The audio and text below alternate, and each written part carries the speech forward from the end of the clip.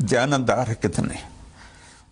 ایک بہت بڑے چینل، میں ہاتھ جوڑ کے اینکر بیٹھے ہیں، معافی مانگ کے بات کر رہا ہوں، ایک بہت بڑے چینل کے مالک نے مجھ سے کہا کوئی نصیحت کرے. میں نے کہا چینل سے جھوٹ ختم کر دو. کہا پھر چینل ختم ہو سکتا ہے، جھوٹ نہیں ختم ہو سکتا. تو جہاں جس کو، یہ صرف پاکستان کی بات نہیں، پوری دنیا کا میڈیا جھوٹا ہے اور سب سے زیادہ جھوٹ بولا جاتا ہے.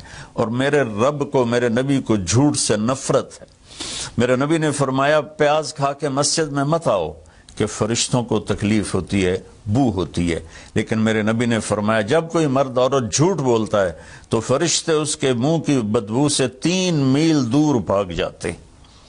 تو جھوٹ اور خیانت کے ساتھ ہم کسی آفت کا مقابلہ نہیں کر سکتے. آپ نے فرمایا صدق و حدیث حفظ و امانت، سچ بولنا چاہے جان چلی جائے، اور دھوکہ نہ دینا. مسلمان کسی کو دھوکہ نہیں دیتا ہے. تیسرا فرمایا حسن و خلیقت، اپنے اخلاق اچھے کرنا، اور اخلاق کا سب سے اونچا مقام حیا ہے. اب میں کیسے بات کروں؟ میرے دیش میں حیا کو کس نے تار تار کیا؟ میرے دیش کی بیٹیوں کو کون نچا رہا ہے؟ ان کے کپڑے لباس مختصر کون کروا رہا ہے؟ یہ کس کے گردن میں یہ گناہ ڈالوں؟ میں مجرم ہوں، میں نے اپنی قوم کو نہیں سمجھایا، میں اللہ سے معافی مانگتا ہوں. لیکن جب مسلمان کی بیٹی بے حیائی کی طرف چل پڑے اور نوجوان بے حیائی کی طرف چل پڑے تو اللہ کی رحمت. سب سے زیادہ عذاب قوم لوط پر آیا کہ وہ بے حیائی میں ساری باؤنڈریز کراس کر گئے تھے. تو اللہ تعالیٰ نے ان پر 5 عذاب بھیجے. 5، کسی قوم پہ 5 عذاب نہیں آئے، ایک ہی عذاب آتا تھا، ان پر 5 عذاب آئے. تو تیسری بات میرے نبی نے فرمائی ہے کہ حیا والے بنو، حیا والے بنو. لیکن میری نسل ہے، مجھ سے خان صاحب نے بات کی تھی پہلی دفعہ کہ میں چاہتا ہوں کہ میری یوتھ اللہ کے نبی کے ساتھ جڑے، چونکہ جو ہمارے کالج ہیں، ہماری یونیورسٹیز ہیں، ہمارے خاص طور پر جو یہ پرائیویٹ سکولز ہیں، یہ امت کو، نوجوانوں کو اللہ رسول سے کاٹ رہے ہیں. تو اللہ تعالیٰ یہ پہلا شخص ہے جس کے لیے میرے دل سے دعا نکلی جب اس نے کہا کہ میں نے آپ کو اس لیے بلایا ہے کہ میری قوم اپنے نبی کے ساتھ کیسے جڑ جائے. میں کیا بتاؤں، جب تک اس بے حیائی کو نہیں ہم روکتے، اور کوئی روک نہیں سکتا ہے، اندر سے نیت نہ ہو. سرنڈو ماڈل سکول میں میں نے میٹرک کیا ہے. ہمارے ایک وارڈن، میں ہاسٹل میں رہتا تھا، وہ آ گیا، نمازی تھے، انہوں نے نماز کی سختی کر دی. ہم بے وضو جا کے کھڑے ہو کر نماز پڑھ لیتے تھے، بے وضو. کیونکہ ڈنڈا انسان کو انسان نہیں بناتا ہے جب تک انسان اپنے من میں ڈوب کر پا جا سراغ زندگی. تو اگر میرا نہیں بنتا نہ بن، اپنا تو بن. یہ تو اپنے اندر دل دریا سمندروں ڈوگے کون دلان دیا جانے ہو، وچے بیڑے وچے جھیڑے وچے ونج مہانے ہو. میری قوم جھوٹ چھوڑ دے، میری قوم بددیانتی چھوڑ دے، میری قوم بے حیائی چھوڑ دے. وعفت فی تہمت، آخری بات میرے نبی نے کہا رزق حلال کھاؤ، رزق حلال کھاؤ. رزق حلال جو صبح سے شام تک، من امسا کالن بعمل یدہ امسا مغفور له، جو صبح سے شام تک رزق حلال میں تھک جاتا ہے اس کے اس دن کے سارے گناہ معاف ہو جاتے.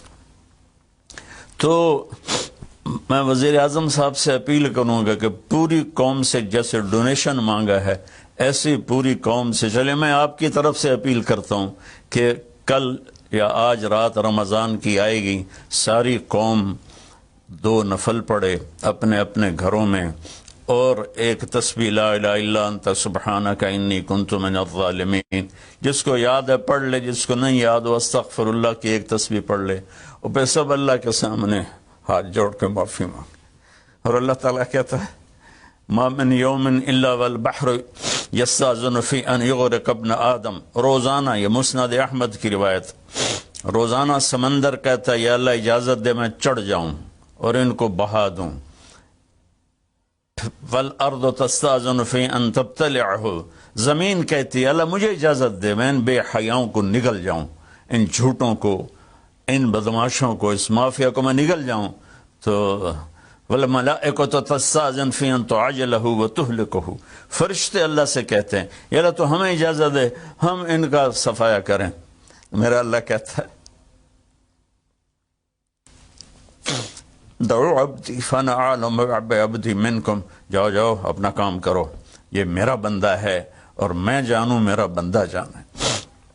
ان کان عبدکم فشانکم بہی، تمہارا بندہ ہے تو مار دو. ان کان عبدی فمنی ولی منی ولی عبد، اگر میرا ہے تو میں انتظار کروں گا، میں انتظار کروں گا. پچھلی قوموں میں ایک طوائف نے کتے کو پانی پلایا تو اللہ نے اس کی بخشش کر دی، معاف، ہم تو مائل بکرم ہیں، کوئی سائل ہی نہیں، کوئی مانگنے والا تو ہو. ان چار چیزوں نے ہماری ہر چیز بکھیر دی، توڑ دی. کسی بھی قوم کے لیے جھوٹ، بددیانتی، بے حیائی اور رزق حرام یہ ان کو تباہ و برباد کر دیتا ہے.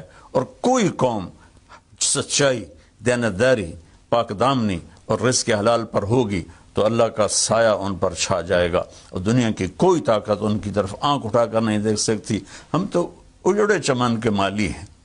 عمران خان کو اجڑا چمن ملا ہے، کہاں تک آباد کر سکے گا، اللہ اس کی مدد کرے. چمن کے تخت پر جس دم شہ گل کا تجمل تھا، ہزاروں بلبلیں تھی باغ میں، ایک شور تھا، غل تھا. کھلی جب آنکھ نرگس سی، نہ تھا جز خار کچھ باقی. بتاتا باغ مارو رو، یہاں غنچہ یہاں گل تھا، یہاں غنچہ یہاں گل تھا. ابھی عمران صاحب نے یرموک کی اور قادسیہ کی بات کی، کتنے تھے؟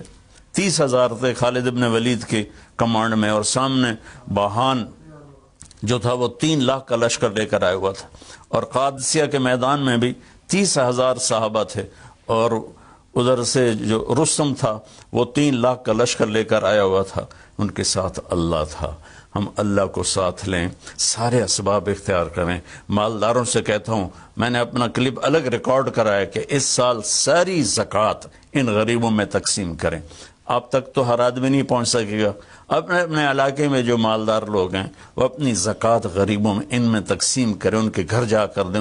کسی ایک کی دعا لگ گئی نا تو 7 نسلیں ہماری آباد ہو جائیں گی. آج کی جو سٹوری ہے وہ آپ نے دیکھ ہی لی ہوگی. عمران خان صاحب جو ہیں انہوں نے مولانا جمیل صاحب کے ساتھ، طارق جمیل صاحب اور بہت سارے اینکرز جو تھے ان کے ساتھ بیٹھ کے میراتھن کیا ہے، اور انہوں نے جو اس پہ چندے کے حوالے سے انہوں نے اپیل کی قوم سے، وہ آپ نے دیکھ ہی لی. اسی میں بات کرنا چاہتا ہوں کہ اس میں جو طارق جمیل صاحب نے کہا ہے کہ پاکستانی میڈیا جو ہے نا وہ جھوٹ بولتا ہے اور انہیں جھوٹ نہیں بولنا چاہیے، بلکہ یہ کہ پوری دنیا کا میڈیا جو جھوٹ بولتا ہے. اور انہوں نے کہا جناب کہ کسی انہوں نے چینل مالک کو کہا تو کوئی نصیحت کریں، تو میں نے کہا جناب کہ آپ لوگ جھوٹ بولنا بند کر دیں. تو انہوں نے کہا کہ اگر ہم نے جھوٹ بولنا بند کیا تو پھر مطلب چینل بند کر دیں.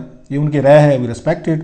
مولانا صاحب آپ کو پتہ ہے بڑے انتہائی قابل احترام ہیں، بڑا ان کا پورے سرکلز یہ جتنے بھی ہیں ان میں وہ بڑے پاپولر ہیں. وہ سول ملٹری بیوروکریسی میں بڑے پاپولر ہیں، پولیٹیشین میں پاپولر ہیں.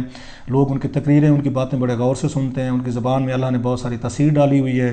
اور اس کے بعد بڑے بڑے لوگوں کی شادیاں ہوں، ان کے بچوں کی یا دیگر فنکشنز ہوں، ان میں ان کو بلایا جاتا ہے، میلاد وغیرہ جو بھی ہوتی ہیں اس میں جاتے ہیں. اور اچھی چیز یہ ہے کہ وہ اس سیکٹیرینزم سے بالا تار ہیں کہ وہ سب سیکٹس کو ساتھ لے کے چلتے ہیں. اسی وجہ سے ان کی پاپولیرٹی کا گراف جو ہے وہ بہتر ہے، اور ان کو بڑا ایک اچھے طریقے سے جو لوگ جو ہیں ان کا احترام کرتے ہیں.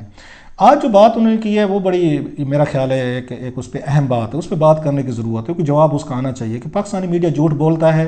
اب پہلا سوال تو یہ بولتا ہے، اگر مجھ سے پوچھیں یس بولتا ہے، بالکل صحیح کہہ رہے ہیں. دوسری بات کیوں بولتا ہے، میں اس پہ بات کرنا چاہتا ہوں کیوں بولتا ہے.